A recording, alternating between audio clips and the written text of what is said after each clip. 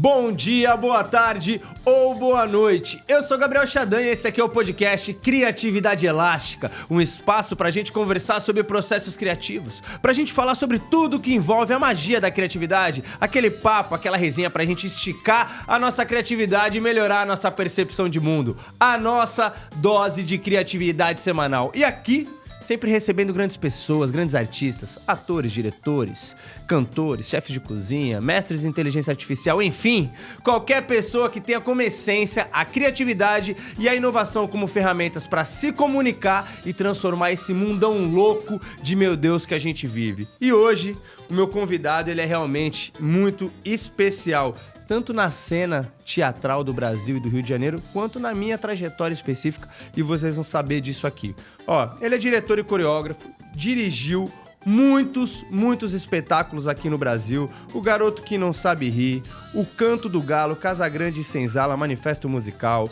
o espetáculo musical Um Rio Chamado Machado, Favela 1 e 2, esse espetáculo que foi sensacional, 10 anos em cartaz, muitas pessoas por todos os teatros do Rio de Janeiro, 1 e 2. E temos novidades em breve. Seguinte, dirigiu também Cama de Gato, Lupicínio, que é um monólogo musical sensacional, feito pelo Milton, que é um ator sensacional, incrível. Eu fui assistir, fiquei emocionado. Atualmente tá com um musical infantil, As Princesas Soltam Pum, em breve em cartaz novamente. No Carnaval, vai pensar que acabou aí? No Carnaval, esse cara ele é responsável pela comissão de frente da União de Jacarepaguá. Tá na série Prata, certo? No Acesso do Carnaval, pra quem não sabe. E direção artística de composição de nada mais, nada menos de que Beija-Flor de Nilópolis, que eu já tive a honra de estar ali com eles fazendo essa abertura do Carnaval e é coach do primeiro casal de mestre sala e porta-bandeira. Que é a Selminha Sorriso e o Claudinho. E faz tudo isso com o nosso querido, maravilhoso coreógrafo Fabrício Ligeiro, né? Atualmente é diretor do banco de elenco do Instituto Arteiros. Eu peço uma salva de palmas por um dos melhores diretores desse Brasil, Márcio Vieira! Maior responsabilidade, muita criatividade até me apresentando. Você gostou do tom agora? Gostei. Que eu fiz uma primeira, gente, eu fui um pouco assim, falou assim, não... Pode mudar um pouquinho, baixar um tem pouquinho. que confiar, tem que manter o emprego, né, galera? Seja bem-vindo, tá, Márcio? Eu que agradeço o convite, Chadan. Uma honra estar aqui, um prazer e de ver o resultado da nossa parceria, né? Que acho que isso aqui também é o resultado do nosso processo lá atrás. Né? Com certeza. Você é um cara que é muito especial, eu sou seu fã, apesar da gente ser muito amigo, assim, muito amigo. Eu sou seu fã, admiro o seu trabalho desde sempre. E você foi um dos caras que me deu a minha primeira oportunidade. Isso em 2008 para 2009 talvez, 2009, num espetáculo que nem rolou. E depois você me chamou à frente ali, já perto de 2010. E é interessante que depois de 15 anos... eu vejo que você continua fazendo a mesma coisa. Sim. Que apesar de, né, naturalmente, você trabalhar com grandes atores premiados ao Shell, sim. Atores que você começou, né, junto, enfim. Você continua investindo também e sempre apostando em novos projetos. Sim. Tanto fazendo projetos grandiosos, como projetos que não necessariamente vêm com um orçamento tão cheio, mas que você acredita e bota a galera para trabalhar. E aí, pergunta que eu sempre faço para todo mundo aqui, antes da gente ir a fundo na sua carreira. Quando que você percebeu que você era um cara que via mais camadas aí no mundão? Que você tinha uma cabeça criativa diferente? Foi com teatro já?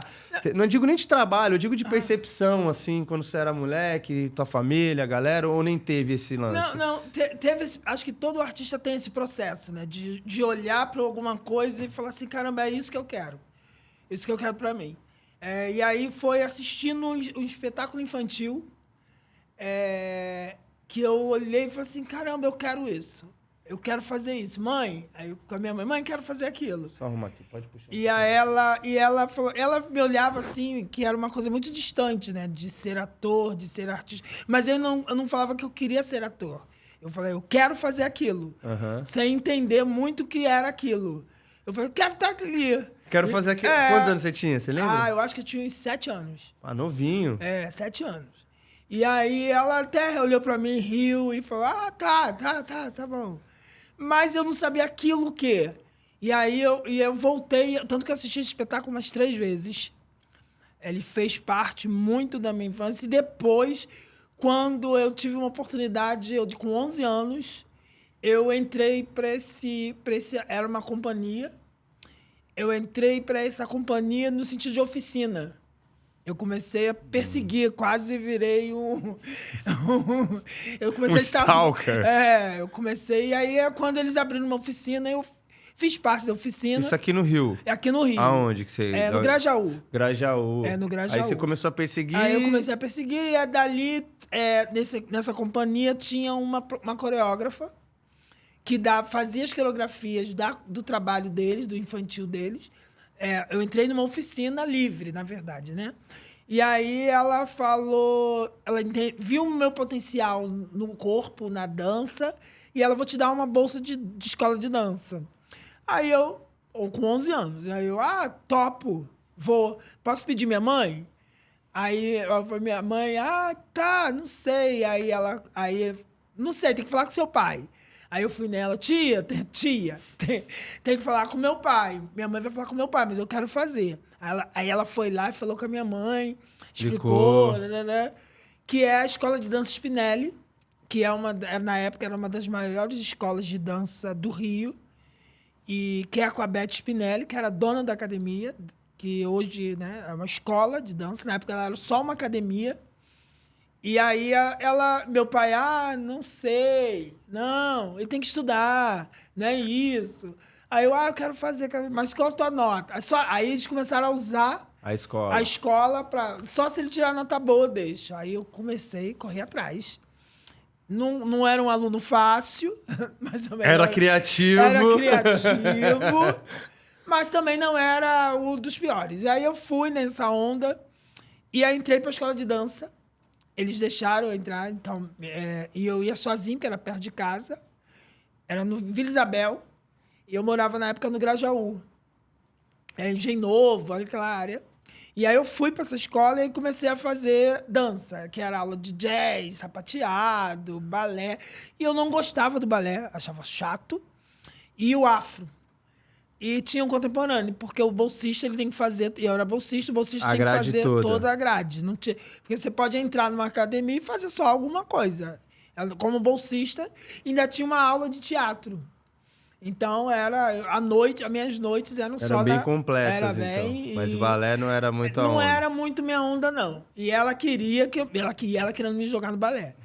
E eu não queria... Esse corpo esguio, né? Alto, alongado. Poxa. E aí eu falei, não, eu fugia. Ela, não, mas tem que fazer. Eu gostava do contemporâneo, do afro, do jazz. Uhum. E aí e tinha sempre aquela apresentação do final do ano, de escola de dança. Curtia mais ou menos o sapateado. E só aí que fui entendendo que aquilo era muito importante para o meu crescimento artístico. Eu ainda não entendia... não existia muito essa coisa do movimento corporal no teatro, né? Existia muito o trabalho do coreógrafo de espetáculo. Uhum. Ainda não tinha essa consciência ainda.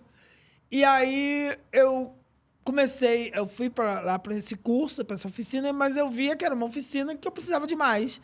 E essa coisa da dança me trouxe uma doutrina de entendimento de que era um processo, só um processo, que eu precisava de outro processo para encaixar no processo que eu falei para minha mãe lá atrás. Eu quero aquilo. E aí começou a entender que era um caminho, aquilo fazia parte daquilo ali já. Daquilo ali. E aí eu fui buscar uns cursos, eu estudava, fui buscar uns cursos, só que os cursos eram pagos. E aí meu pai não queria que eu fizesse teatro para eles. Não. Eu achava que era só uma brincadeira de criança, uma coisinha de criança, não tinha que fazer. E ele falava, para ficar na rua, melhor ir para lá. Quando ele foi entendendo que aquilo ali era muito sério para mim, que eu levei a sério, eles começaram a me segurar. Aí não deixava de eu ir, aí e eu já ficava. Aí ela entrou em contato com eles. Não, deixa ele vir, tem um futuro. Mas ela estava muito na dança. O olhar dela era a dança. Só que a dança, eu gosto da dança, mas eu queria... Hoje eu tenho consciência, que eu não tinha consciência atrás, que a dança era no lugar de conteúdo, porque eu queria fazer hoje, o que eu faço hoje. Uhum. E aí eu comecei... E ele não queria pagar o curso, claro, de teatro, que era em Botafogo, o curso, que era no Teatro Bibi Ferreira. E que era administrado até pela Adi Veloso, que foi a culpada do nosso encontro. Se encontrar, né? E aí, a Adi, ela começou a fazer assistência da Bibi, ela era assistente da Bibi Ferreira. E ela trabalhava, ela abriu um curso lá no Bibi Ferreira, no Teatro Bibi Ferreira, em Botafogo. E aí era um valor caro, mas era um curso caro, mas era um curso único que eu conseguia fazer. Foi quando uma amiga minha falou assim, Márcio, vai ter um curso de datilografia. E é de graça.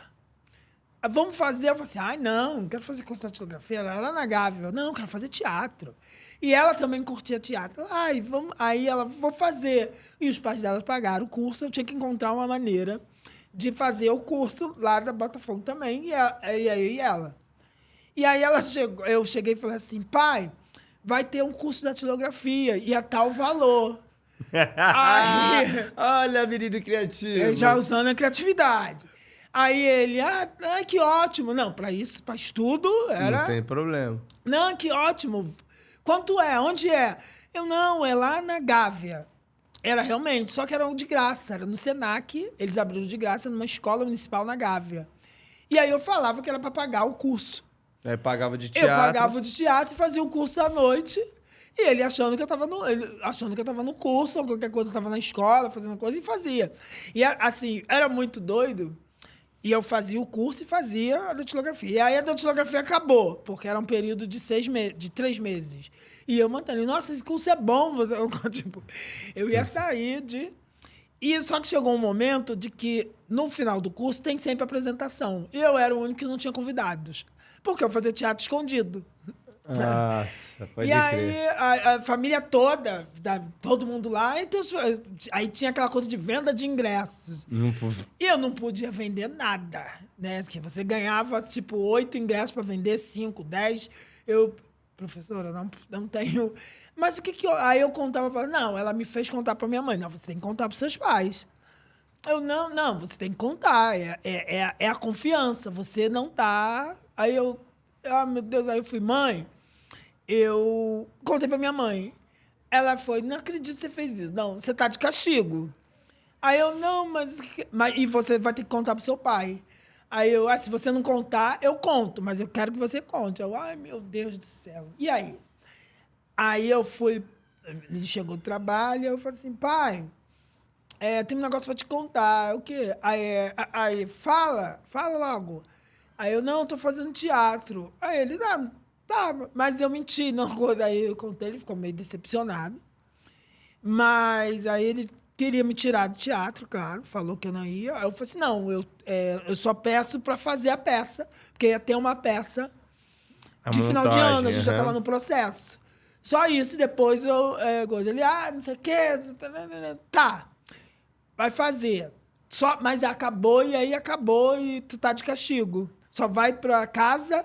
da escola e para esse curso. Não pode descer, não pode ir pra rua, nada. Aí eu, tá bom.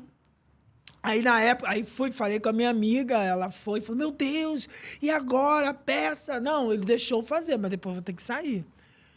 Aí eu fui, eu errei, tem que pagar por isso, mas eu botei na minha cabeça, errei, mas depois vai chegar uma hora que eu vou fazer meu teatro, não vou desistir. Só que agora eu tenho que seguir as normas, as regras. Aí, nesse dia, eu falei, pai e mãe, vai ter a estreia, vai ter a apresentação. Aí minha mãe, eu vou, vai e seus irmãos. Nós vamos. Aí, a primeira vez que ia ter convidado. Meu pai não foi, minha mãe e meus irmãos foram. Aí, eles ficaram, cada um tinha uma ceninha, né, de final de curso. E eu lembro que o meu era baseado num... Era tipo um pichador, e ele falava, um pichador artista, que ele defendia essa questão de eu não sou um pichador, eu sou um artista, não sou coisa, né? E aí, eu só sei que era uma cena forte, tinha um olhar mais para o drama, né? Eu fui, e aí o cara, e eu juntei a emoção de ver minha família ali a primeira vez, e de fazer para eles e isso, né? Então, eu vi... quando eu olhei na minha cena, várias pessoas chorando. As pessoas chorando na plateia, inclusive minha mãe chorando muito. E aí eu falei assim, gente... eu chorando, meu personagem chorando. E a diretora, mas incrível... Você nem precisava chorar e foi lindo. E não sei o quê. Só que eu tava chorando de ver minha mãe, minha família, primeira vez que eu tinha convidados. O pessoal achando que você era super ator. Super ator. E amanhã o que eu vou fazer? E aí eu chorando também por ser minha última vez na peça, né? Minha despedida no teatro. E aí foi quando minha mãe me abraçou e falou assim, você gosta disso mesmo? Eu falei assim, gosto, mãe, muito. Aí ela, vou conversar com seu pai. Você vai continuar. Mas, a partir de agora, vai ser também da nossa maneira, nada de mentira. E dali mudou.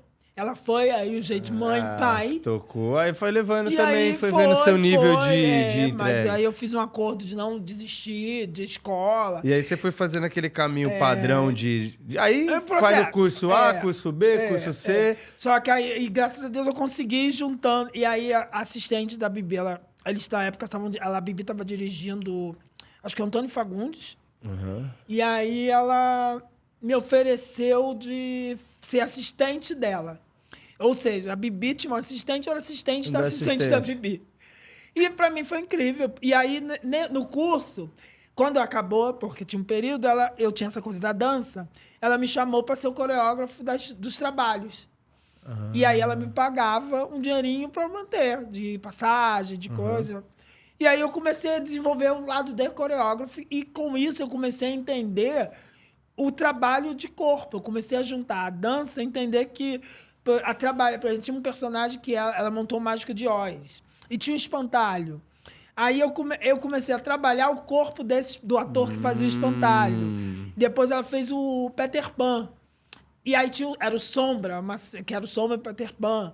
E eu comecei a trabalhar o personagem que fazia o corpo do Sombra e do Peter Pan. A Sininho, a Bela e a Fera, ela trabalhava com infantil. E eu comecei a trabalhar e eu comecei a entender, gente, é isso, tem uma... que na época a gente falava uma expressão corporal. E que falava-se expressão corporal do personagem. E eu comecei a entender que você, cara, a dança nesse lugar. E aí eu comecei a trabalhar muito com isso, que me ajudava no processo financeiro para me manter no teatro. Como ator. E como ator. Ainda não tinha nem essa noção da direção. E aí essa ponte entre... foi meio que acontecendo, porque... faz aqui, faz no coreógrafo... Sim. Da direção? Você... Direção vem muito tempo depois. Assim, veio muito tempo... foi muito natural no sentido de... Foi uma mudança natural. Eu não programei. Foi uma coisa que eu comecei a entender... que o meu processo de ator era muito sofrido. Você encena. Eu enceno. E num processo de criação mesmo. Que eu sofria muito nesse processo. E aí eu ficava, cara, gente, mas por que eu tô sofrendo? Não entendia. E aí eu comecei a entender que eu questionava muito esse olhar da condução desse personagem. Eu sempre fui como ator muito criativo corporalmente. Eu entendia muito essa coisa do corpo do personagem. Eu tinha esse lugar e uma facilidade que às vezes nem poderia ter, eu poderia me travar. Mas eu tinha isso de facilidade e eu também tinha muito essa coisa da movimentação de cena. Eu acabava tudo sempre muito duro, sugerindo muito. Sugerindo muito. E o diretor não tem muito saco para isso. Eu sempre tinha uma solução para o personagem. O Márcio, você vai para lá e senta ali. Eu falei assim, que tal eu sentar? Eu poderia sentar na mesa? O meu personagem... Mas isso também por uma certa... deficiência a palavra. Mas pelo uma própria amadurecimento de olhar de cena, né? Sim. De que o teatro, ele é mutável também, né? Ele o que era, já não é mais, né? Essa coisa de... Que é uma marca registrada nos seus espetáculos. Sim. Eu pergunto isso porque eu já fiz espetáculos, obviamente não vou falar, a gente já fez muitos, então as pessoas não vão saber, mas alguns espetáculos onde o espetáculo foi salvo não colocando mérito sobre as pessoas, mas o espetáculo de fato, a história foi salva por uma concepção de direção de movimento. Sim. Que no final das contas era a direção do espetáculo, Sim. porque direção não é agora você fala pra lá. Não. A direção do espetáculo, ela tá em você a gente construir... hoje a gente fala que a direção de movimento é quase manobrista, né? Do carro, né? Você tem um carro, você sabe para onde você tem que ir. Mas aí, na hora de estacionar, como você vai estacionar, né? Então, como você vai ter esse... Porque é muito, muito claro, assim, as experiências de trabalhar, por exemplo, com você, que eu tive como ator, que a cena nunca é pensada só a partir do texto, nem só a partir do corpo, Sim. né? Nem só a partir da palavra dita, Sim. mas ela tem uma conexão que é isso que faz a cena ser boa. Sim. Porque às vezes o texto é foda, mas o jeito que o cara quer montar aquilo ali, você fala assim, mas peraí, velho, a gente não tá nem na televisão, não tem nem câmera aqui pra gente fazer essa cena televisiva tal, e linguagem, né? Eu pego muito... É porque assim, eu pego muita imagem, né? Pra mim, o teatro não deixa de ser uma imagem pra mim. São quadros, pinturas. Uhum. E cada cena, quando eu vou lendo a cena, e é muito doido assim, quando alguém me dirige essa peça pra mim, vou te mandar o texto. Se eu não conseguir ver imagens daquela primeira leitura, lógico que vão ser imagens que ela vai se transformando durante o processo. Uhum. Mas se eu não conseguir já ver uma imagem, tipo uma abertura, uma primeira coisa, aí eu vejo a dificuldade daquele texto. E aí eu já vou, não é minha vibe, porque eu criei uma partitura de direção onde eu trabalho o movimento e a direção. E aí, se eu não sentir que é aquele caminho, eu vejo que não é para mim. Eu acho que aquele texto não é para mim. E é muito foda isso. Mesmo com as dificuldades do texto. Não, sim, tá? eu entendi. Mas tem que dar aquele primeiro... Aquele estalo de você, de alguma certa forma. E os espetáculos são muito assim. Criados... espetáculos que às vezes são totalmente distintos, né? Sim. Você tem lá o Lupicínio com o Milton. Sim. Pô, incrível o espetáculo. Ele o tempo inteiro no palco, cantando... tocando e falando e com saídas que são teatrais, que eu acho que essa é a grande parada. Eu trabalhei com outro diretor, que foi o César Batista, que tem essa mesma... A escola de vocês é a escola, né? Então, cara, careta falar isso, mas assim, o caminho de vocês é tão distinto, mas a forma com que vocês operam, mesmo escolhendo caminhos totalmente diferentes, é igual. Tipo assim, mano, primeiro anda e respira. Sim. Primeiro anda e respire, vamos entender se isso aqui vai ser em círculo, se isso aqui é aqui. Como é que é a imagem para que eu possa trazer a partir do corpo desse ator a respiração, que esse texto saia? Né? E é muito interessante isso. E aí, dentro da sua trajetória, que daí agora você contando, puta, mano, esse lance da música e como você percebeu o corpo, que aquilo não precisava ser usado só no balé ou na dança, Sim. mas que é aquela ferramenta que era uma disciplina, né? Expressão corporal, sei lá, que a gente fazia na escola, que a gente fica fazendo as paradas exatamente para entender que, né, onde é que puxa esse corpo aí?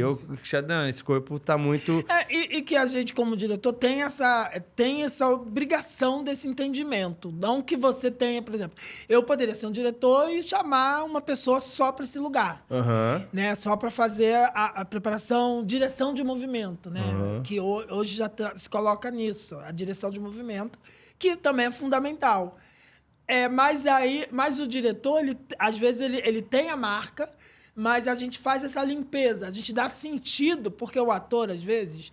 Porque o grande problema, às vezes, do diretor, quando ele cria uma marca, mas ele não bota aquilo orgânico pro ator. E aí a gente tenta encaixar o que o diretor quer, trazer esse orgânico pro ator para ter esse sentido. Eu falo, Xadã, senta ali naquela cadeira, você vai da sua maneira sentar na cadeira.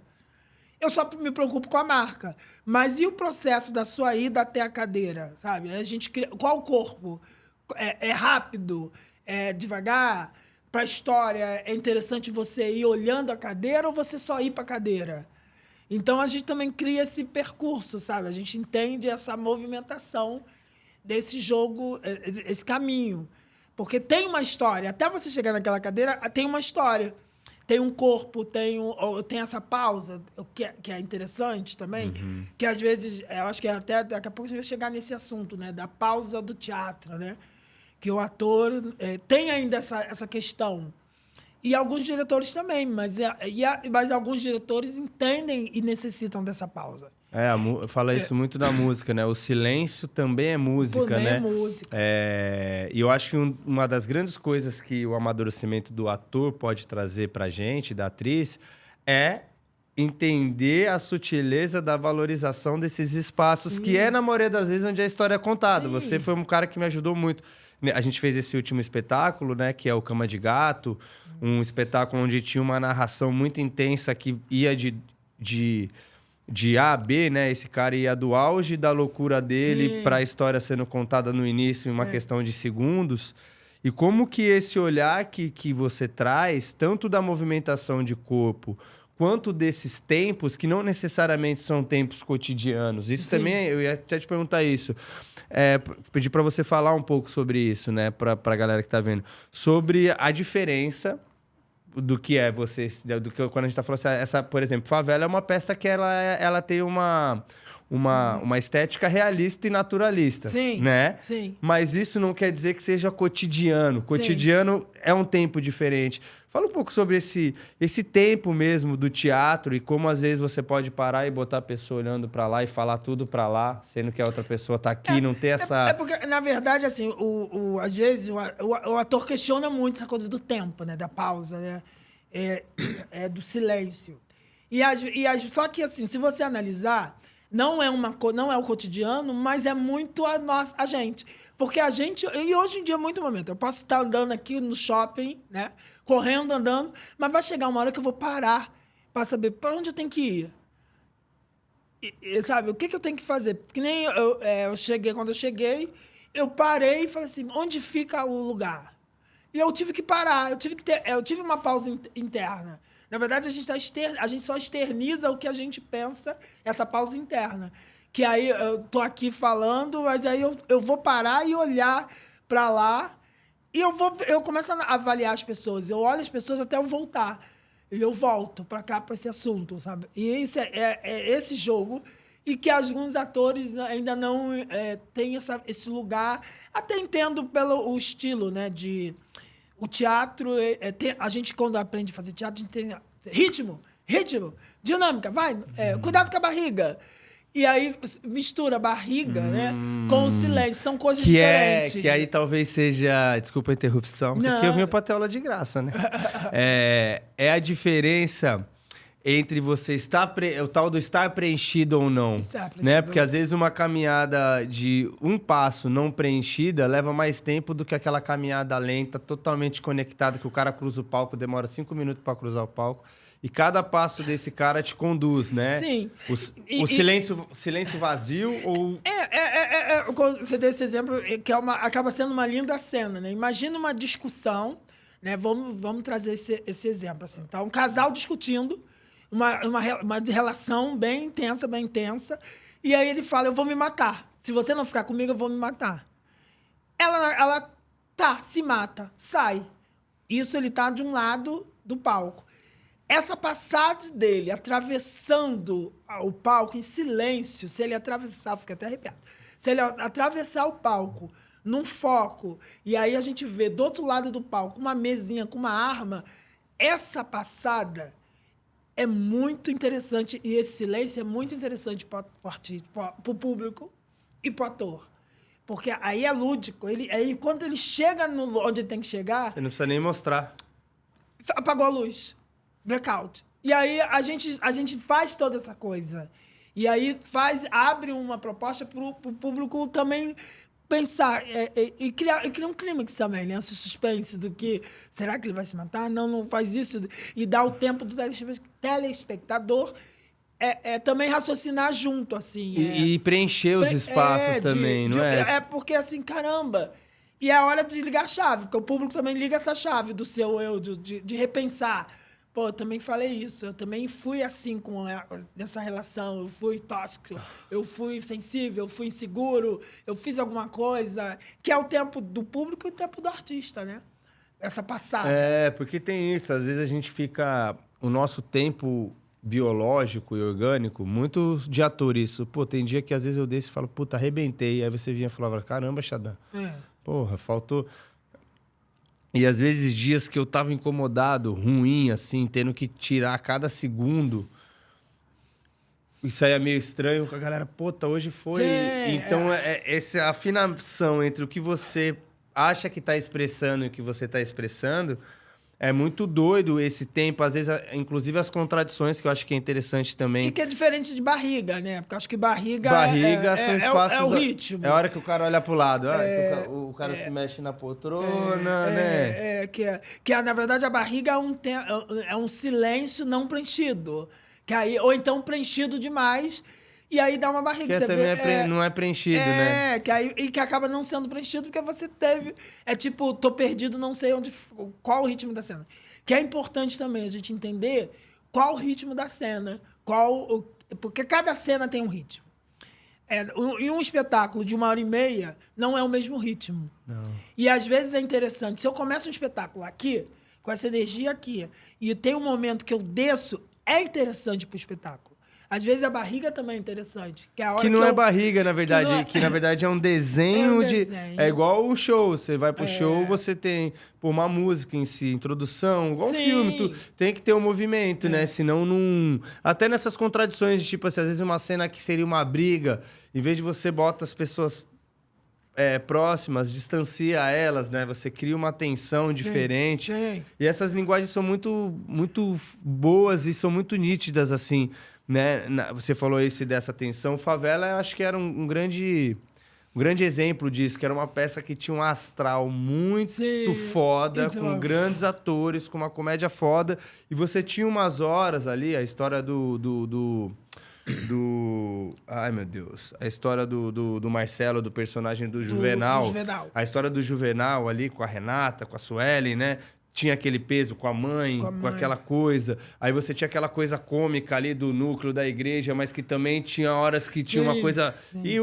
E aquela mensagem ali também do Murilo com o Geomar, que acabava a peça e a galera falava assim, meu Deus, o que tá... E de forma... não careta, sabe? Que eu sempre vejo isso e é uma coisa que sempre me admirou muito em você. E foi um encontro para mim também, que é essa tua não glamorização intelectual. Sim. Intelectualoide, porque intelectual é uma coisa legal. Você é um grande intelectual, né? Mas você sempre foi um cara totalmente desconectado de uma certa soberba que nós, artistas, temos. E eu me incluo nessa parada. É isso aqui que a gente frequenta, são esses espaços que nós estamos, são esses textos que os diretores fodas fazem. E você é um cara que, para mim, sempre foi muito disruptivo nesse sentido. Porque hoje eu vejo muitos espetáculos com linhas... Não vou falar que são suas e tal, mas assim, que tem uma linguagem de você com uma galera que propôs coisas novas e apostas novas. E hoje o mercado tá muito dentro desse lugar, que eu vi vocês sendo grandes precursores com o seu time. Que é essa coisa dessa... Mano, é sobre contar história. Sim. Todo esse negócio que tem em volta beleza, é legal. O glamour, a fama, o dinheiro, os nomes, aquela reunião que a gente vai com a galera. Nossa, galera, pau foda, aniversário que a gente foi, babadão. Maneiro. Mas... Isso famoso tudo, network. Isso tudo só acontece na intenção de contar uma boa história, porque na hora do play, não interessa se é o Márcio Vieira ou se é o Sheriff Neves, não interessa. Se o cara sentou na cadeira, isso favela era chocante pra mim. As pessoas sentavam dali e saíam dali transformadas. O cara que já foi 30 vezes no teatro e o pessoal que nunca foi. Sim. E o Favela a gente conseguiu mexer muito com uma galera, assim, até hoje a gente ouve, manda mensagem assim, cara, foi a primeira peça que eu assisti. Isso. E isso emociona, porque assim, e é uma galera que fala assim, eu nem gostava de teatro, né? Porque é muito duro pra gente que vive de teatro ouvir alguém falar assim, não gosto do teatro, eu não gosto de teatro. E aí você fala, mas como você não gosta de teatro? Você nunca foi? Teatro você já foi? Maneiro. Aí a pessoa, não, nunca fui, não. Só que não, eu fui vir uma vez uma peça lá na escola. E aí você, mas já tem outras possibilidades, tem outro caminho. É como comer jiló. Como é que você vai falar que não gosta de jiló se você nunca comeu jiló? Você tem que, pelo menos, botar um dedinho e sentir um gostinho. Isso lá eu via muito mesmo. Não, Lembra daquela senhora, acho que ela tinha 81 anos, ela nunca tinha ido ao teatro. Ali da Rocinha desceu, foi no Fashion Mall. Esse movimento social, cultural também, que foi uma coisa à par, né? E o Favela a gente conseguiu muito popularizar e, na verdade, é uma grande homenagem, né? O Favela vem num momento muito interessante, porque é uma grande homenagem para um povo não visto, né, e discriminado no sentido de... Era uma época que não tinham temas de favela no teatro, e quando tinha, era muito rotulado. Nem na TV, né? Assim, no sentido da maneira que a gente colocou, e foi com muita verdade, né? O texto, acho que o elenco, todo mundo teve muito essa participação essa preocupação de vamos contar, mas de uma forma, não de um olhar de fora para dentro, de olhar de dentro para fora. E por isso que e era muito interessante, porque a gente tinha um elenco 80%, 90% de favela, de comunidade, vivo ali. A gente montou o espetáculo dentro de uma UPA lá no Catumbi. A gente ensaiava dentro de uma comunidade, já começa assim, né? Então, era só olhar para o lado e ter referências. Então, isso era muito fácil. E o elenco, né? A galera trazia as suas histórias, sabe? Trazia as suas memórias emotivas de vivência da vida. E a construção foi. E a gente... Tanto que os personagens... E a gente foi descobrindo durante o processo. Tinha coisas que não... De marcas. Mas a gente também... Tinha verdade... Mas a gente tinha que também teatralizar um pouco. Que tinha liberdade de criação de estar no teatro, né? E aí, então tinha umas marcas muito... ao mesmo tempo que tinha uma realidade, assim, quase um filme, né? Você quase... Era um telão vivo. Uhum. Mas aí tinha umas marcas que você falava, teatrão. Teatrão, uns desenhos... Teatro. Pra também não... Pra pessoa não achar que... E é muito doido. Teve uma vez, uma apresentação, que veio uma senhora e falou assim, meu Deus, onde você descobriu esse pessoal? Como é que você descobriu esse pessoal? Eu descobri esse pessoal. Eles são de qual comunidade? Aí eu, não, eles moram, mas são atores. Eles são atores? Aí eu, claro que são atores. Gente, mas é muito... então eles não são daquela maneira? Aí eu falei assim, não, eles fizeram uma pesquisa para o personagem, eles fizeram pesquisa e alguns trouxeram referências do seu dia a dia. Mas eles são atores. Nossa, porque é incrível. Ou então, muita coisa de grupos, sabe? É o grupo de uma comunidade, é o grupo de qual favela? Vocês são da onde? Eu via muito isso. Vocês são da onde? Era muito potente, né? Isso era bom, ao mesmo tempo era assustador no sentido, caramba, de pensar, nossa... Mas também era bom, caramba, a gente tocou, né? A gente virou Tocava a chave, muito, né? E a gente... Foi uma peça que sem patrocínio, né? Com os apoiadores ali ou acolá. Sim. Pô, a gente fez quase todos os teatros, assim, do circuito... Fizemos todos. No Rio, a gente fez todos. Eu acho que a gente só não fez aquele Oi Casagrande. A gente só não fez o Oi Casagrande. A gente fez Tijuca, a gente fez Fashion... Na época o Oi Casagrande estava fechado. Em reforma, não estava? A gente fez Fashion Mall, a gente fez João Caetano, a gente fez aquele que é do outro lado do João Caetano, na frente. O Carlos Gomes. Carlos Gomes, lá no Francesa, lá no consulado. A gente fez o... Maison de France, fez... Miguel Falabella. Nossa, a gente girou muito. A gente estreou no Fashion Mall. Né? A gente fez Baden Powell também? Fizemos Baden. Nossa, a gente fez um monte de coisa, né? Foi bem louco. Fez Embisque. Isso, muitos anos. De Bangu. Nossa, a gente deu um rolezaço. Marechal Hermes. Pô, foi muito legal. Foi muita gente assistir, né? Muita gente. Um público gigante. A gente teve um público muito grande. E é muito doido, assim, depois... E hoje ver que uma galera... uma galera que saiu de lá. Não, na verdade, ela não foi criada lá, né? Eles já eram atores. Já eram atores. Não, todo mundo é ator, mas ali foi um marco, eu acho, pra eu muita acho que gente. Teve esse momento de virada de chave, né? De todos. De encontro de uma galera que passou ali, ou que esteve ali, assim. Porque era uma época que o teatro ele era muito vitrine para produtores, diretores. Não, e grandes movimentos mesmo, eu digo, às vezes, só de você estar naquele reduto de grandes pessoas... o nível de crescimento, pô, Cridemar, Carla, Michel Gomes, Marcelo, o Rafael Zulu, o Felipe Frazão, o Licínio, o Santiago. Caio Vegatti, Caio... Uma galera que passou ali, assim, com Hugo Moura. Hugo. Uma galera que foi, assim, muito bem, que foi muito... Renata Tavares. Pô, galera premiada. E que aconteceu e que vem acontecendo. E é isso que eu ia te perguntar. Existe alguma... A gente já vem conversando, assim, nos bastidores, mas qual é a possibilidade da gente conseguir, em algum momento, voltar e chegar com Favela novamente? Então, e, quem sabe, num sonho ideal... com boa parte desse elenco raiz. Então, a gente... depois de uma situação que aconteceu, né, em termos de ter uma remontagem de uma outra produção, não remontagem, né? Uma produção, comprou os direitos de um trabalho, de um espetáculo, um cine-teatro, né? Que é uma das coisas que acontece muito em Nova York. Eles compraram o direito de um espetáculo e estão trazendo para o Brasil. Um espetáculo lá de Nova York que chama Favela. Que não, lá nem era Favela. Ah, lá é outro nome. Era outro nome, mas aquele eles transformaram num musical. Um musical chamado Favela. É o nome, um musical chamado Favela. E como é que era o nome da nossa? A nossa era Favela, musical Favela, uma comédia musical.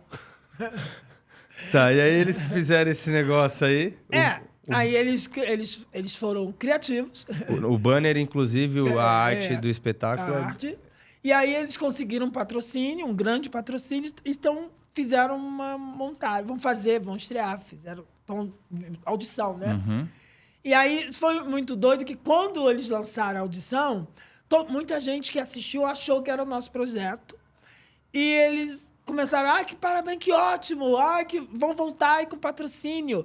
Parabéns, porque uma coisa que, para ficar claro, esse tempo todo de espetáculo, a gente nunca conseguiu um patrocínio. São 12 anos direto. Lotando teatros. Não conseguimos um patrocínio. Fomos negados a alguns patrocínios editais pelo tema, também. pelo editais. Fomos negados patrocínios que achavam que esse tema não faz parte da linha da nossa empresa. Ouvimos isso, lemos isso por e-mail. Empresas até aceitaram, aí ia para um outro lado. Aí quando, só falta fulano assinar. Quando fulano ia assinar, não aceitava porque achava que não batia, não era um assunto que eles queriam falar. Não estão alinhados com os valores da nossa empresa. E aí, ok, obrigado, volto sempre. E aí a gente ficou meio assim, nossa, e anos depois... eles estão patrocinando um musical com esse tema que a gente fica feliz nesse sentido de... Porque mais investimento no tema. No tema, é importante isso, e como essa homenagem, mas a gente coloca nesse lugar de... será que só agora? E lá atrás? Por que não pensaram nisso lá atrás? Agora alinha com a empresa, sabe? Aí se coloca nesse lugar. Mas a gente respeita... Aí questionamos só essa coisa da arte ser muito parecida. Eu acho que a favela não é nossa, né? Eu não posso brigar pela marca favela, não é nossa. Né? Só que a gente tem muito mais propriedade no sentido da valorização e por isso aí a gente torce que eles também tenham, sabe? Que não seja só uma forma de ganhar mais um dinheiro em cima dessa história. Boa. E a gente vai nos bastidores aí mexendo e com isso, e com essa história toda, deu uma sacudida na gente, né? No sentido de, peraí, vamos fazer o nosso, vamos fazer o nosso. E outras pessoas... E deu uma sacudida em algumas pessoas dispostas a ajudar.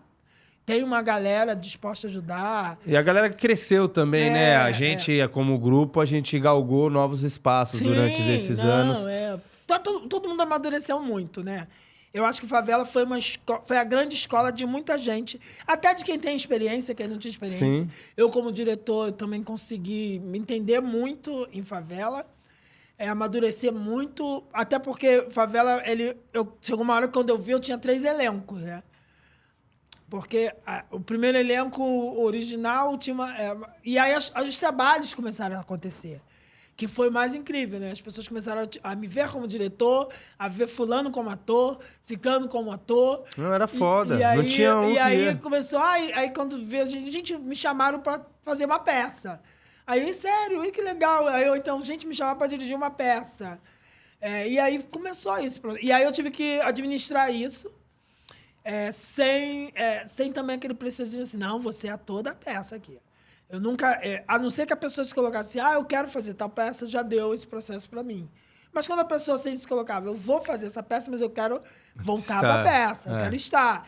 E aí a gente entende, né? Porque é aquilo, o nosso espetáculo não tinha patrocínio. Nenhum. E eram, só para vocês saberem, 23 pessoas em cena, contando com 5, 6 músicos, mais Não, até... 21 atores mais e 6 músicos. 27 pessoas em cena, um elenco robusto, equipe. Aí, e todo mundo nesse lugar de uma companhia, né? Pô, isso foi sensacional. E o mais louco era aquilo que acontecia na plateia. Sim. E pós-plateia é algo que você não mensura. Sim. A gente já fez diversos espetáculos mais legais. Sim. Só que aquele frisson impetuoso que não passa por um crivo de julgamento. A pessoa foi arrebatada no jeito que ela só chega em você e fica, nossa, mas isso... Era uma resposta muito direta, muito conectada, muito afetiva que as pessoas tinham. Até o cara que às vezes vamos lá ver a peça, vamos lá eu sou do teatro. Caralho, isso é teatro. Pô, é sobre... E a gente pegava várias classes, né? Porque eu lembro que teve uma senhora que foi... Ela falou assim, eu gostei muito, posso trazer umas amigas? Eu moro na Barra, eu queria trazer umas amigas para assistir, que a gente tem um grupo... Que só fica... que só fica nos teatros da Barra. E eu posso trazer umas amigas? A gente, claro, pode. Tá? Então tá. Aí a gente tem uma lista amiga, né? Porque ainda a gente já tinha essa lista, tem uma lista... Não. Eu só quero... Não. É o que eu queria saber se a gente precisava ter um limite de compra, porque são umas 15 pessoas, 20 pessoas. Não, a gente vai comprar inteira. Se quiser comprar 50, pode comprar e distribuir. E aí teve isso, aí a gente falou assim, nossa... E ela foi mesmo. Foi com o grupo, assistiu, e ela veio e falou assim, gente, é muito bom, porque a gente tinha esse... A gente tinha um olhar da favela muito assim, e a gente viu que são pessoas que eu identifiquei. Uma tia minha que tem esse jeito, mas é rica, mas tem aquele jeito. Uma amiga nossa que briga com o marido daquele jeito, como aquele casal. Mas era rica, não morava... Porque a gente está contando sobre seres humanos, a gente né? tá contando Essa sobre peça... seres humanos. Então, se você tá aí... A gente só escolheu a favela como ambiente. É louco. Né? Se você tá aí na sua casa, com uma empresa maneira de comunicação, tem um dinheiro bom, quer investir em um produto artístico sensacional... Nossa peça não é caridade, não. É porque a peça é muito legal. Atores e atrizes incríveis. A gente tá preparando, o projeto tá na mão. Estamos aí nas leis de incentivo. Estamos correndo aí com tudo isso. Então, se você se interessar, entra aqui em contato com o nosso podcast ou direto no Instagram do Márcio, que a gente já encaminha vocês para a produção. A gente tem ótimas propostas aí de investimento e de divulgação da sua marca. Então, chega com a gente. E se quiser patrocinar o meu podcast também, fica à vontade. Márcio, outra coisa que eu gosto daqui do podcast é uma coisa como que você foi muito para mim também. Muito professor, né? Eu acho que os diretores que a gente vai, você, o Antônio Amâncio, são caras... O César, que eu citei agora, são pessoas que eu encontrei que modificaram a minha vida artisticamente, porque modificaram a minha forma de perceber, inclusive, o mundo. Porque é sobre essa parada de perceber e da gente se amadurecer. E o podcast é um pouco de querer fazer isso que vocês fizeram e a gente ter a chance de passar para qualquer molecada aí, mina, cara que esteja no mundo. Hoje, falando para atores, né? Dá umas dicas assim pra gente. O que você, como diretor, independente do personagem que está sendo da sua peça e tal, o que você espera de uma atriz e de um ator que envia o material ou que chega num processo de você também, que eu sei que agora você está indo para esses caminhos da direção de elenco, inclusive você é sensacional para descobrir grandes talentos. O que você espera? Vamos falar primeiro como diretor. O que você espera de um ator ou de uma atriz quando ele chega numa audição para fazer um espetáculo com você? Como postura, como vibração, ou como que esse cara tem que estar preparado ou não? Como é que é isso aí? Então, na verdade, tem um grande tabu nessa história de o ator no teste, né? Porque eu acho que o ator, ele tá muito enlatado numa coisa que veio lá de trás, né? Dessa postura de o ator tem que estar num lugar, numa coisa, falar e olhar e falar bem, chegar bem, se comunicar bem. Mas na hora da atuação ele não tem a diferença. Ele não busca uma... Não diga simplicidade, não. É de trazer... da humanização. Da gente, porque, assim, o bom quando a gente vê um ator... Claro, carisma, que é algo que não... Independe, porque acho que tudo independe de talento. Hoje em dia, às vezes, o bom ator não é o talentoso, mas é o disponível. E quando vem um ator já enlatado, esse vai ser difícil de dirigir, porque ele já está acreditando naquilo, num rótulo, e coloca e não olha para o lado. Ele não usa o olhar periférico. E quando você vem um ator que usa o olhar periférico e que se mostra disponível a aprender... Né? E aí você vê, esse está disposto a aprender a linguagem que eu quero usar na peça. Porque, às vezes, o ator ele vem de uma forma assim, olha, eu sou ator, meu currículo, eu faço isso, isso, isso. Não, eu estou disposto a fazer isso, isso, isso, sabe? Eu acho que isso conta muito. Que é além de talento, porque, às vezes, muito talentoso, mas ele está enlatado, ele não consegue desconstruir aquilo que ele acredita e que falaram para ele lá atrás que era o caminho. E a atuação mudou, né? A atuação sempre muda. Disponibilidade. Então, acho que é uma palavra que você falou aí. Disponibilidade junto com olhar periférico, escuta, né? Então, chegar num teste preparado, mas não enlatado, fechado, né? Deixar o diretor, o espaço para o diretor. E engraçado, e foi uma coisa que me chamou muito sua atenção, voltando lá mil anos atrás, que você sempre foi um ator nesse lugar. Por mais que você tenha esse contextos, né? Esses olhares, essas discussões de assuntos, você tem uma coisa, você tem esse lugar de eu acredito nisso e vou. E vai, que é incrível, mas, ao mesmo tempo, você se mostrou muito disponível em tudo. Você tem isso, né? E isso lá atrás era muito mais... acho que isso é resultado dessa disponibilidade lá atrás, sua. E você tem isso. Você se mostrou... você tinha um corpo dançante. Na época, eu lembro que foi um teste de dança até, eu acho. Uhum. Foi o primeiro encontro. Foi. E você mostrou uma disponibilidade corporal e periférica de entender. Estou nesse lugar, mas estou aqui para aprender. Vim contar minha história, mas quero captar coisas de vocês, né? Porque o teatro, o artista é uma troca, né? É um grande futebol, né? Se você passa a bola, eu vou passar para você, e assim vai. E a direção nesse lugar também. Assim, o diretor ele não tem um espetáculo, ele não acorda com o espetáculo pronto. É o processo. E o processo é duplo. É o diretor, o ator, é o iluminador chegando, é o figurista, é a maquiagem.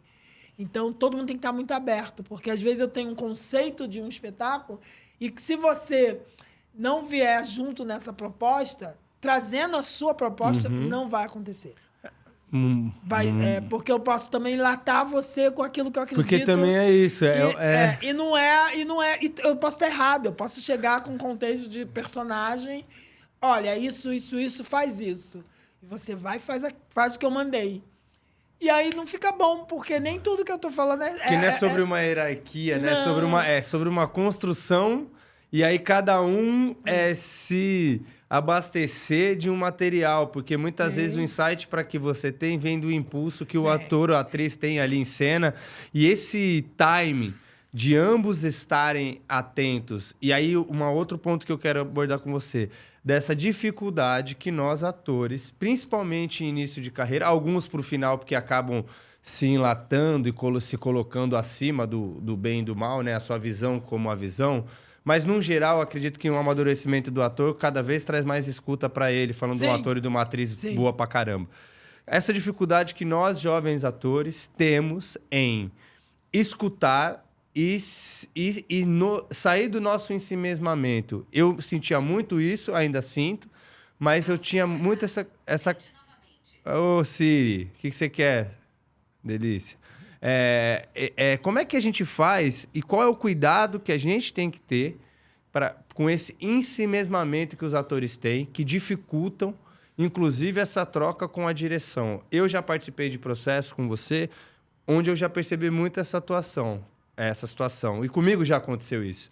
Você está me dando uma indicação clara, que é, de longe, olhando de fora, muito mais potente, porque a gente não está falando sobre certo e errado, mas é muito mais potente para a história.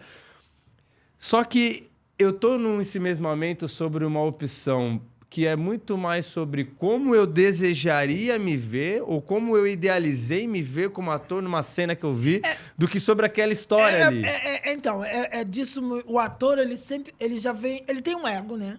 Acho que o ator é egocêntrico, o artista é egocêntrico. O ator, o diretor, o artista, eu digo o artista em tudo, o figurinista, o cenógrafo, ele tem esse lugar. Mas o ator, ele tem um ego e, ao mesmo tempo, ele é muito sensível, né? É um ego tão grande e tão frágil, né? E aí, quando ele se coloca, ele coloca o ego muito mais do que a história, ele entra nessa armadilha, né? Porque ele não consegue entender que ali ele não é o ator. Ele é um personagem contando uma história. Porque são raciocínios diferentes, né? E a gente tem até uma brincadeira assim de que quando a pessoa vai fazer um vilão, ele acaba ele defende o vilão, né? Ele se coloca naquele lugar do vilão, ele começa a entender o vilão e ele começa a defender. Não, mas o meu vilão... Não, ele não é assim. Então, ele, na verdade... mas ele, como ator, ele pode estar até entendendo o vilão e tá naquele tão personagem que ele vai tá defendendo. Mas, às vezes, o ator, ele bota aquele personagem como, não, eu acho que eu não... não, ele não faria isso. Mas ele não faria ele ou você? Ou seu julgamento... Ator, porque eu não quer ficar feio, ou não quer parecer canastra. Mas e se aquele personagem é canastra? Porque a gente não... Existem pessoas... Se você andar na rua, você vai ver gente que não é ator, mas com uma canastrice... com umas falhas humanas, físicas, coisa que você fala, gente... Tanto que às vezes é muito doido, aí você marca uma coisa, ai, que loucura isso. Aí quando você vê aquela coisa, gente, ó, isso existe, né? Olha lá, tô vendo aquele cara, se você botar no teatro, você fala assim, que absurdo. Não, isso não existe. Mas existe. E o ator, ele tem que entender que ali ele é um corpo que está entregando para outro personagem. Por isso que é legal essa disponibilidade artística, porque você vai estar recebendo. Porque se você se trancar, você não vai estar disposto a fazer qualquer coisa. Porque o ator ele pode fazer tudo. O bom ator, ele faz tudo, né? Que é diferente de você não ter opinião ou não propor. Que é diferente. Mas você propor num lugar...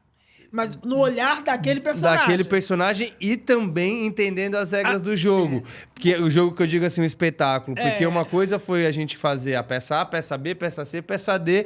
E às vezes as regras daquele jogo não servem pra nada pra cá. Não. Porque, na verdade, o espetáculo... Você não pode pensar na sua cena e no seu personagem. Você tem que pensar no espetáculo. No seu personagem pra contar essa história. A história. Na verdade, você tem que pensar na história. E não só pensar numa cena. Porque, na verdade, você tem que pensar na cena, porque teve na cena passada e na cena seguinte. Porque, na verdade, é um link. Porque o que a gente está vivendo aqui hoje foi porque a gente viveu uma cena lá atrás. E aí, agora, a gente está aqui nessa cena. E por causa dessa cena, a gente vai viver uma cena amanhã. Nossa, que seria a cena 1... a cena 2 e a cena 3. Só que aí, você que está vivendo a cena 2 aqui comigo, a gente tem que lembrar que teve uma cena 1 e amanhã tem uma cena 3. E que vai ter a 3 até para você temperar essa escala de... E para ter link, né? Porque não adianta... Porque é muito doido. Se eu faço diferente do nosso personagem lá atrás, eu não ia poder estar aqui na cena 2. Por exemplo, a gente teve uma boa ligação lá atrás. A gente teve um início de um afeto.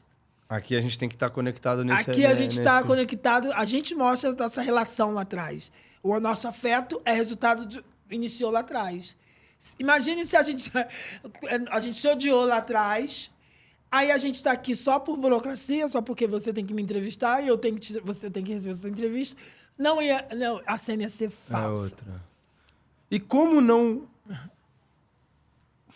Não é como não, mas qual seriam os alertas de gatilho para um ator perceber que ele tá nesse lugar ou não existe? Ou é a pancada mesmo, vai fazer merda naquela... Pancada. Tipo assim, mas tem assim, por exemplo, você me conhece, vamos supor, a gente tá num processo aqui de espetáculo. Como... É porque é muito pessoal também, né? Porque você já fez isso comigo já, Gabi. Sai da... vem pra fora. Tipo assim, sai da sua casinha aí que a gente... Sim. Vem pra cá. Vem pra cá que a gente vai dar bom. Então vamos, eu vou mergulhar lá. Tá atento mesmo, né? Tipo, você tem que estar atento porque é sempre novo, é sempre difícil. A gente ganhou a última peça foda. A próxima pode ser um lixo. Sim. Um lixo que eu digo no sentido de a gente de não ser potente. É sempre não é de qualidade, de ser potente, de tocar. Porque porque a gente não tem um segredo do sucesso, né? Não existe um caminho. Não tem... isso é muito claro no Favela. Assim, o Favela sem dinheiro... e isso foi uma lição mesmo. Eu acho que depois disso eu entendi que não tem como. Porque a gente, sem dinheiro, a gente teve um sucesso. Teve sucesso, pô. E eu vi... E na época tinha outras produções com dinheiro e que não teve sucesso. E como eu fiz peças com dinheiro e que não foi sucesso. Foi vista, mas não foi sucesso. É sobre contar a porra da história, né? No final das contas, é sobre... E se a gente tá junto... Porque às vezes acontece isso, né? A gente tem uma puta história, mas a produção que tá em volta, a última coisa que ela tá se preocupando é em contar essa história da melhor forma possível. Sim. Então existem outros valores que podem circular... a gente tá fazendo essa peça aqui porque a gente tem que ganhar o dinheiro que a gente tem que fazer com essa atriz aqui, ou com esse diretor aqui, que a mulher dele botou dinheiro, sei lá o que foi. Então ele que vai trazer o nome pra peça? Não sei, E aí, uma coisa que poderia ser incrível, acaba ficando, pô, legal, essa peça foi legal. Porque não é um demérito, porque é difícil pra caramba. O que é um bom espetáculo? Não sei, senão eu tava fazendo outro essa semana. Sim. E isso é muito interessante, porque nessa correria... imediatista, que também é super normal, que eu super trabalho. Hoje eu tenho meu podcast aqui para isso, né? Exatamente para conectar com o digital e tal. Mas da gente entender esse processo criativo de nós como atores em relação a isso. E isso é muito interessante, principalmente no ambiente de teste, né? Que a gente se prepara muito... Às vezes isso é o que até atrapalha o teste, né? Uma sobrecarga de atenção e de estudo. E aí você fica tão fechado naquela ideia que você já fez, justificou para você, que quando você chegar lá, aí o diretor chega e fala, não é nada disso, não. Por exemplo, aconteceu isso no nosso teste e eu não consegui. A gente acabamos fazendo a peça juntos, porque daí você me jogou para lá, me jogou para cá, e aí conseguiu... conduzir para que o autor e quem estava envolvido com você entendesse que existia aquela... E que tinha uma... Você estava num caminho errado, mas existia um processo que poderia te fazer voltar. Voltar e bater lá ou aqui. Sim. E aí eu tô falando da experiência, que foi agora, foi ano passado. Sim. Então, assim, mesmo com muito tempo de processo, mesmo você sendo um diretor que eu não tenho nenhum tipo de tensão, porque eu sei que você vai estar avaliando de forma verdadeira e se não for aquele personagem para mim, ok. Sim. E mesmo assim, no excesso de querer de uma coisa que você distancia muito de você, você chega ali dura e você me pediu uma coisa e eu falei, caralho, eu não consegui. E já teve outros testes onde... eu estudei bem, eu brinquei mais e fiquei mais leve, que aí você chega, você faz uma proposta, o cara fala, o texto tá ótimo, mas é pro outro lado. Essa habilidade que a gente tem que ter como ator de estar muito bem estudado, mas está principalmente no teste, porque o cara vai te dar um sinal... porque assim também, quando chega um texto de teste, eu acho que, na verdade, não é criar esse personagem, é ter um entendimento do texto, né? O ator ele acaba criando um personagem, desenhando, né? Então, na verdade, é um teste branco, na verdade. É uma leitura branca, é uma coisa... E é só você não desenhar o personagem, entender a história. Porque quando você fala, se você entender a história, tudo flui de uma outra maneira. É que nem aqui, ó, a gente está falando coisas de nossas propriedades, né? Minha história, você está contando a sua. Então, a gente não está desenhando. A gente está falando só natural. Agora, se essa aqui virar se a gente pegar isso tudo que a gente falou e dar para um ator interpretar você, ele vai acabar desenhando de um outro tom, transformar numa outra história da maneira dele e que não é natural, né? E que também você, na maioria das vezes em teste, você não tem uma referência muito grande sobre esse personagem. Não, nem então, o diretor tem, na verdade. E às vezes ele você tem a concepção do espetáculo.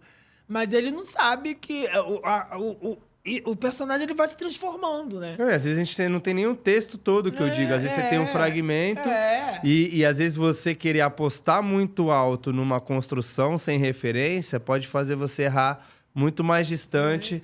E quando você tá ali, ele já botou você naquele personagem que ele vê o seu filho daquele ele personagem. Já te chamou por ali, então... Então já tem isso. Ele só quer ver como é o teu entendimento do texto, umas vibrações de energia. E como é essa coisa de disponibilidade artística corporal, eu preciso que ele pule, eu preciso que ele dance.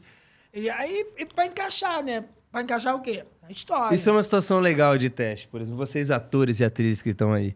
A gente às vezes faz umas maluquices num dia de teste, como rolou no Cama de Gato, que são alguns pedidos que eles são muito distintos do que seria uma proposta, nesse caso, de realista, ou até mesmo que seria a cena. Essa cena jamais seria falando rindo, e do nada o diretor ou o produtor que tá lá, você fala assim, agora faz o seguinte, só quero que você fale isso aí tudo dando risada, como se você estivesse falando com o teu melhor amigo no bar contando uma piada. Eu falo assim, não, mas eu tô contando a história da minha mãe que morreu de câncer. Exatamente, bebê, vai lá. Essa é uma pergunta, /dúvida, /explanação pra galera, que muitas vezes nem é sobre se você... Vai fazer. Vai resolver aquele personagem que você já tá nesse perfil dele. Mas pra onde que esse cara... Deixa eu ver se essa menina vai até aqui. Deixa eu ver se ela sabe que consegue gritar. É pra entender também o enlatado, voltando novamente. É porque você... Às vezes ela enlatou naquela informação e ficou. E se ele pedir... E se ir na outra cena, que ela riso? Será que ela vai ser igual àquela cena triste? É muito esse lugar, né? Então faz aí, como seria você numa cena rindo? Será que você vai mostrar essa felicidade ou você é aquela atriz que só faz drama? Ou você é aquele ator, sabe? Que só faz aquele negócio. Só faz aquele negócio, aquela coisa, aqueles personagens intensos. E aí o outro? E outro lugar? A peça toda é nesse drama? Mas e outro lugar? Como é que é? Não consigo. Não consigo. Isso é louco, né, cara? E tem esse lugar, né, de se fechar para as novas informações, né? Porque a peça ela tem um processo que só vai ser construído durante o processo. Não é no teste. Mentira que o diretor fala, olha, eu quando fiz o teste, eu já tenho tudo na minha cabeça. Os personagens, a marca... Aí não deixa nem chegar o que pode acontecer de genial também. E se surpreende, porque às vezes eu penso um personagem de uma maneira, quando eu vejo o teu teste, aí eu falo... Olha, ele pode ser assim, pode ser ele. E eu pensei em outro perfil. Então, resumindo a dica, saiba o texto, entenda o texto, trabalhe ele e fique maleável. Fique aberto, né? Tem a sua proposta, mas esteja aberto e disponível para que... E tem a sua proposta também, porque também é muito bom... E também é bom usar também, né? É bom você vir com possibilidades, vai sair um pouco da lógica também, né? Porque às vezes... a surpresa também surpreender, é muito bom. mas não estar fechado nessa surpresa caso o cara ou a mina... Porque surpreender também é bom, né? Surpreender também é bom. A gente como diretor, a gente gosta de ser surpreendido. A gente gosta de ver de estar esperando uma pessoa e de repente uma pessoa do nada vir. Como todo mundo gosta, o ser humano é assim, o que prende você num espetáculo, numa novela, um filme, é a surpresa de você, caramba, eu não achei isso. Que incrível! Olha que virada! É o teu famoso contar o que não tá ali, né? Porque o que tá ali já tá ali.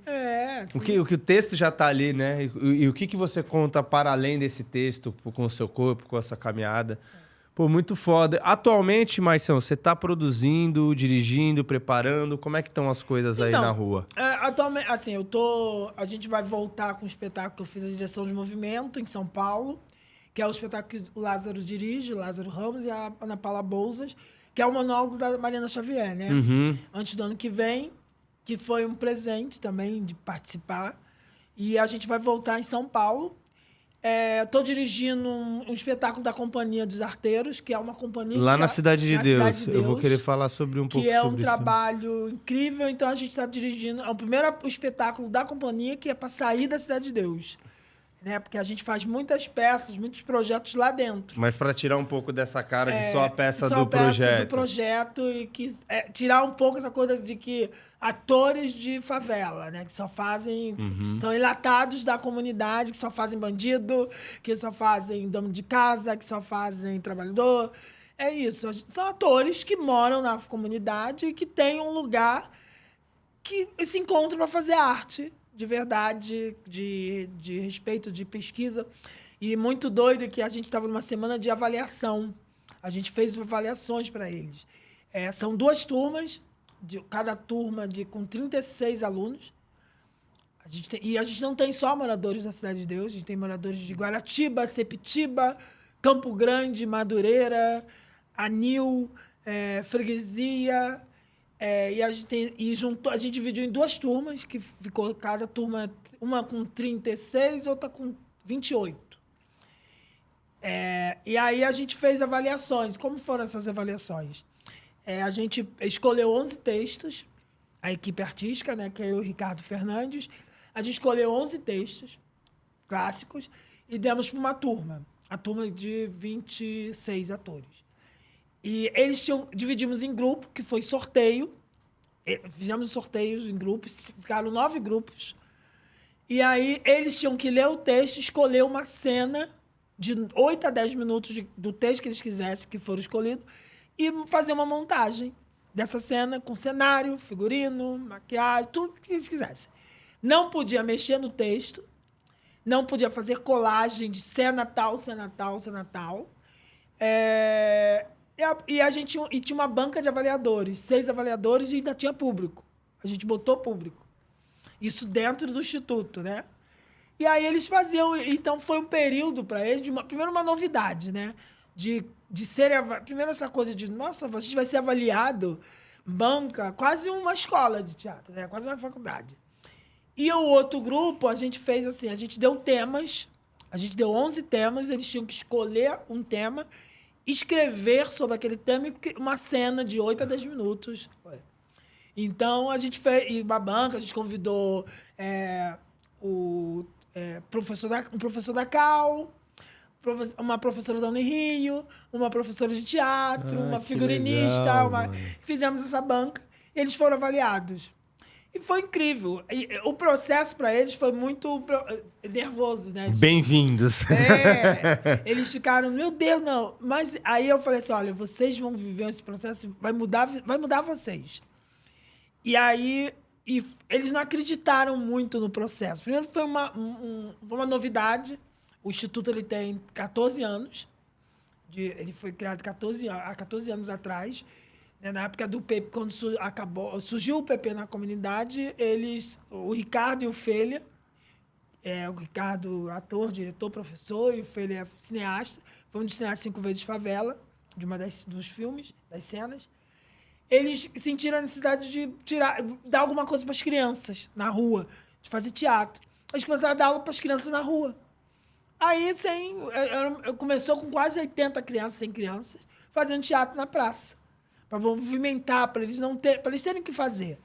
E aquilo foi ficando certo. Aí foi aquela peneira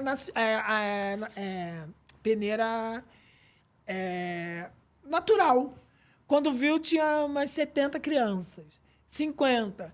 E aí as crianças foram crescendo e eles foram se empolgando, montaram peça. Aí eles começaram a ensaiar da praça e foram para o Coroado, que é um clube, um salão lá dentro, uma quadra conhecida dentro da Cidade de Deus, ali no AP. E aí, dali, eles foram os anos passando, as crianças crescendo. Eles foram parar na Alemanha. Ah, bom demais. A fazer a peça na Alemanha. Aí ganharam uma sede. Aí, hoje tem a sede. A gente ensaiou o espetáculo lá, pô. Ensaiamos lá. Demais. Deram uma sede. Inclusive, um tempo atrás, botaram ar-condicionado, eles ganharam ar-condicionado, né? Porque a gente faz alguns movimentos lá de espetáculo, não sei o quê. Experimenta e uma das pessoas foi assistir. Vou ajudar vocês. Né? Uma das pessoas foram assistir e falou assim... É muito calor, era um lugar quente, a sala. E alguém falou assim... Aí o Ricardo falou... Não, gente, peço desculpa pelo calor, mas o nosso sonho um dia é colocar um ar-condicionado. Um dia vamos jogar por uma coisa. Aí o cara falou assim... Quantos ar-condicionados? Aí todo mundo... Não sei. Acho que 2, 3 resolve. Resolve. Acreditamos muito. Semana depois chegou lá, 3 prints. Caramba, isso é muito da hora, E botamos né? lá o E ar-condicionado. quanto que é importante, né, Márcia? Aquele dia lá eu vi a galera levando, né, o pessoal da escola pro teatro. Sim. Esses intercâmbios. É muito, muito interessante e fundamental, né, pra gente, inclusive, criar novas narrativas. Sim. E esse lance que vocês fizeram lá, desculpa eu te interromper, é o lado mais interessante, que inclusive eu acho um dos lances mais deficitários nas escolas de teatro, é você trazer esses alunos para um modo mais real sobre a trajetória dos atores e sobre essa consciência do que é só fazer. Você percebeu que o que a gente faz aqui é só fazer? Sim. A gente começa com o texto, do texto a gente vai... E é doloroso, e é maluco, e é estressante, e é caótico, mas não tem preço. Não tem preço. E como é legal isso, você trazer referências lá para dentro de outras escolas, de outras ferramentas, e esses artistas periféricos se sentirem pertencentes a uma cena e aproximar esses dois mundos, né? E ter contato com... Muitos ali nem leem livro, não tem. E aí, quando ele é obrigado a ler 11 peças para escolher uma cena de outra, ele acaba acontecendo... Caramba, ele leu um livro. Ele leu livros. Ele leu 11 livros. Né? E em 2 semanas ele teve que ler 11 livros. E aí ele se coloca... E aí ele entende que, caramba, eu posso. É isso. Porque é um processo aqui fora, né? É doido. E é muito bom também que eles entenderam o nosso lugar. Porque eles que tiveram que dirigir, a direção foi entre eles, tudo foi entre eles. A gente só assistiu. E deu as notas. Vai, conta aí. E assistiu, deu as notas. E aí, ontem, a gente...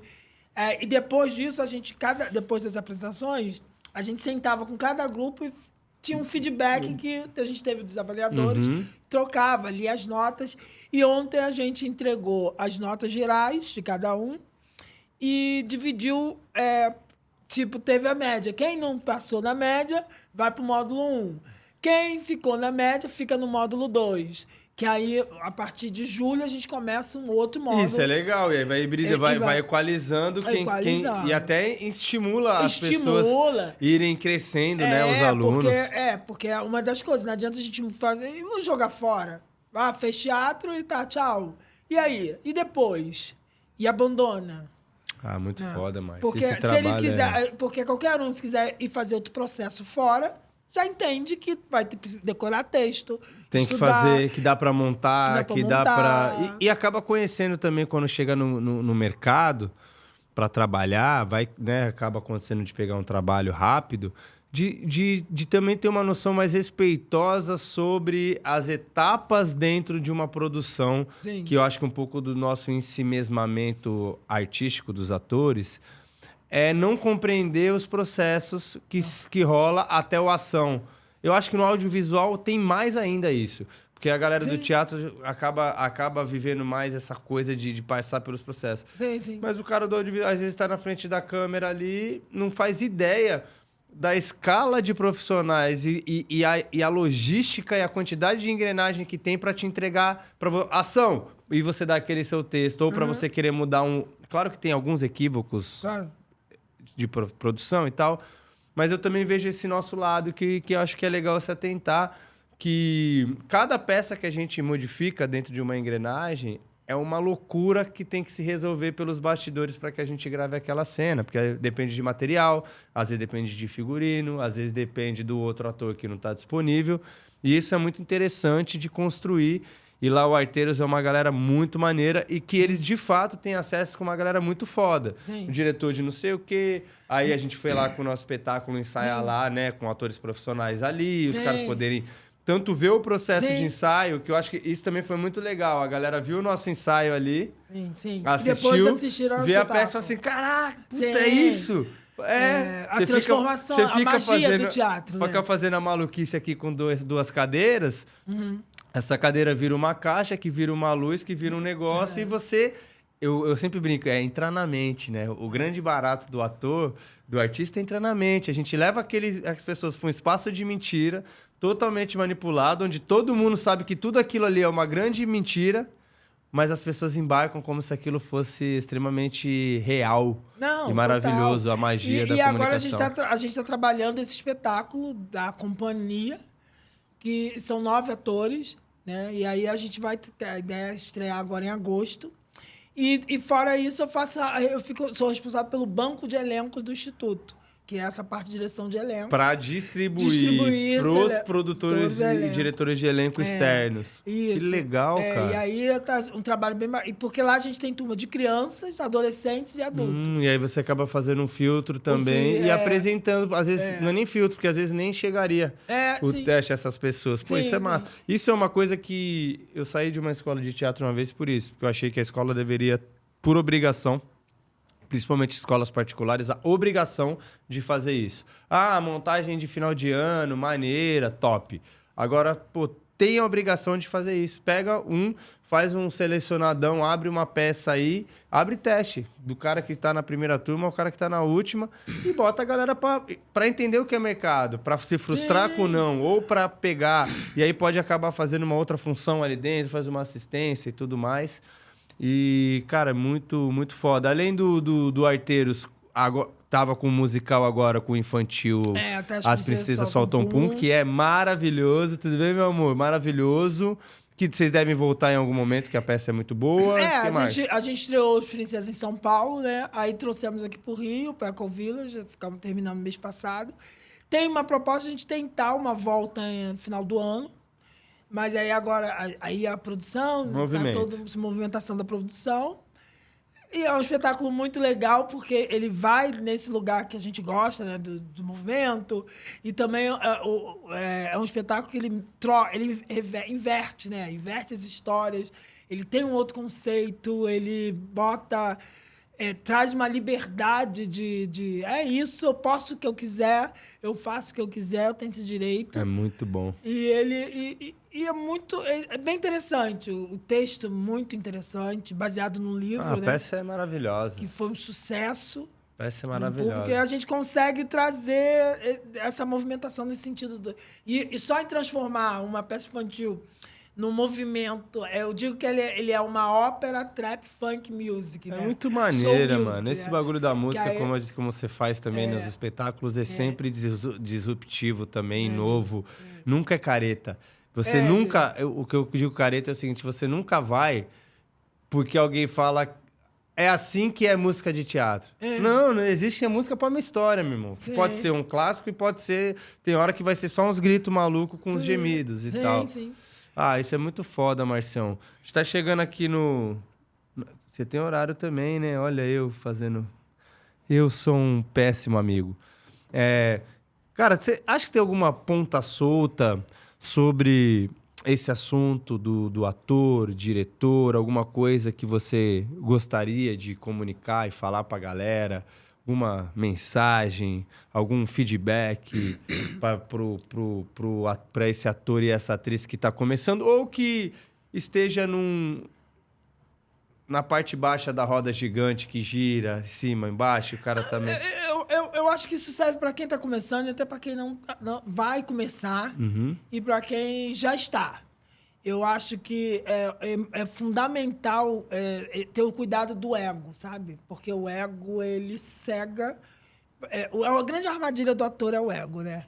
O ator O ego é importante, claro, mas ele tem que ter na medida, para ele não dosar e não cegar para o entendimento da personagem e da história.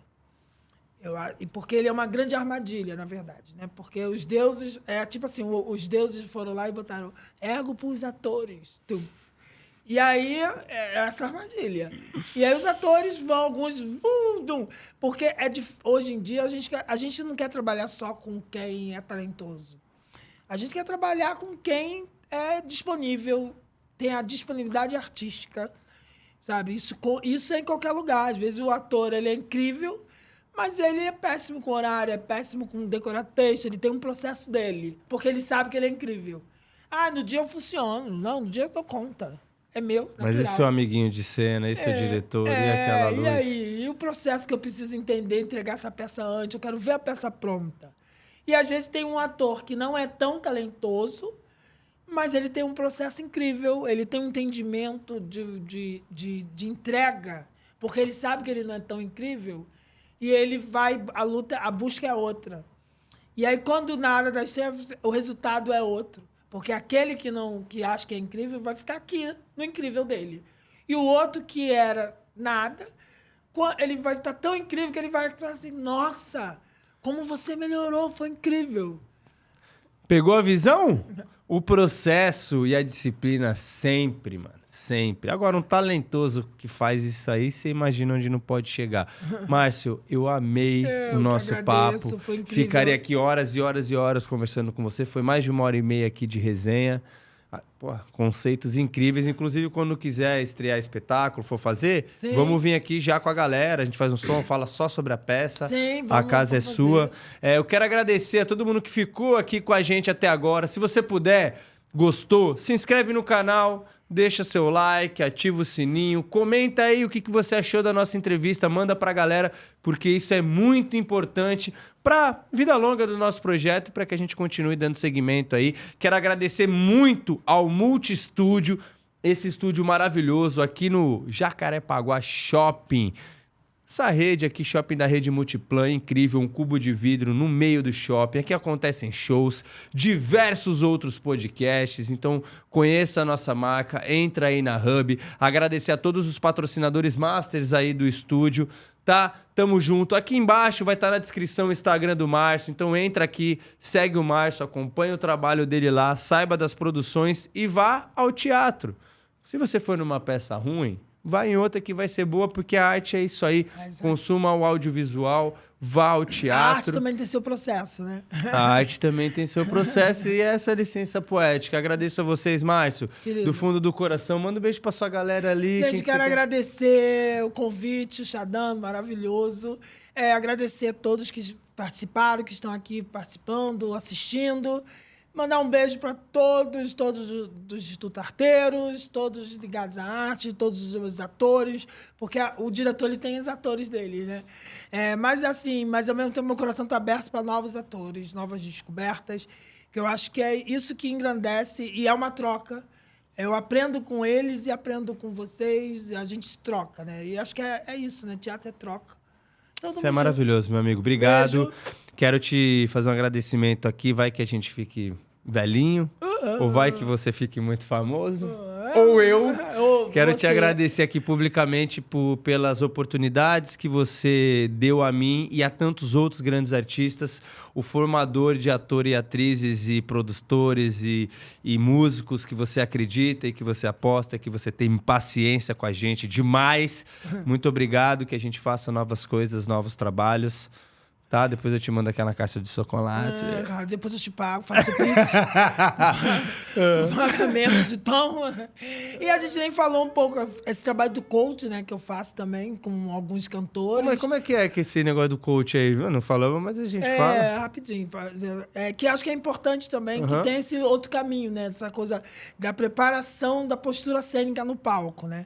Que eu fiz com o Mumuzinho, com Ferrugem, fiz com acabou uma produtora musical me contratando, a gente ficou nesse trabalho. E esse trabalho é tipo você ir através de exercícios e informações, você fazer o cara entender melhor a movimentação de dessa palco. troca com o público, preencher o palco, né? Porque às vezes o cantor, ele tem uma voz linda, mas na hora de botar no show, no palco, ele acha que é só ali, tá ali, diminui. Não, ele tem que entender. E as músicas são o texto dele, né? Não adianta eu estar cantando uma música romântica sem estar romântica e sem acreditar naquilo. E aí você peça essa consultoria, dá treinamento para esses cantores. Sim. Aí, fica a dica. Ótima dica. Ótima tem uma galera dica. aí que já passou pela gente e que é bem interessante. E eu fico muito feliz de ver. Quando eu vejo o show de alguns, eu digo, caramba, lá, aprendeu. Aí eu mando mensagem, aprendeu, hein? Tô vendo aqui, hein? Tô vendo, hein? Tô vendo, tá famoso, hein? Nossa, que da hora. E faz toda a diferença. Como você, ator, que quer cantar, tem que estudar canto. Fica a dica. E como você, cantor, que quer atuar, tem que estudar teatro. Tem que estudar... Todo mundo pode tudo, se dedicar-se a tudo. Vós sereis o que será que quiseres. Todo mundo pode tudo. Não é? Então fica a dica, se você quiser contratar o Márcio, entre lá no Instagram dele para dirigir seu espetáculo, para fazer, às vezes, treinamentos específicos, para ser seu coach de palco e de movimento. Inclusive, às vezes, você quer aprender a falar melhor de frente à câmera, você quer aprender a se comunicar melhor, entra aí, que a gente resolve de tudo, né? Em alguns meses. em uma década, talvez. Eu agradeço do fundo do coração. Não deixe de seguir nosso canal toda terça-feira, às 19 horas, em todas as plataformas disponíveis no digital. E um brinde à arte. Evoé! Merda! Valeu!